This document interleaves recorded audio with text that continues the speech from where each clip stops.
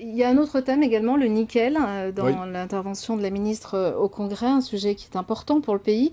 L'État, par le biais de la ministre des Outre-mer, a annoncé qu'il ne ferait plus preuve de passivité, hein, et que, c'est une bonne nouvelle. oui. Et est-ce qu'il faut comprendre qu'il ouvrira davantage l'actionnariat en faveur des Calédoniens en ce qui concerne la SLN?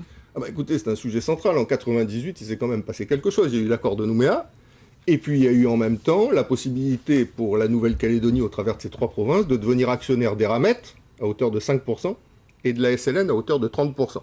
Ensuite, en 2007, 1% de part d'Eramet a été transformé en 4% de part SLN, et aujourd'hui nous avons 34% au sein de la SLN. Mais le processus prévoyait bien que, au bout d'un certain temps, nous devenions actionnaires de la SLN à hauteur de 51%. C'est-à-dire, nous prenions la maîtrise de cet outil qui est essentiel pour notre pays, puisque je rappelle que la SLN dispose de 64% du domaine minier de la Nouvelle-Calédonie. Or, ce travail qui a été engagé en 98 n'est pas aujourd'hui finalisé. Donc, le fait que la ministre reprenne le dossier sur le sujet est une bonne nouvelle, parce qu'à Calédonie Ensemble, nous avons toujours soutenu l'idée que le pays devait disposer de la maîtrise de son secteur stratégique, et que le nickel et la métallurgie, bien sûr, au travers de la SLN, sont des outils essentiels pour la maîtrise de notre avenir.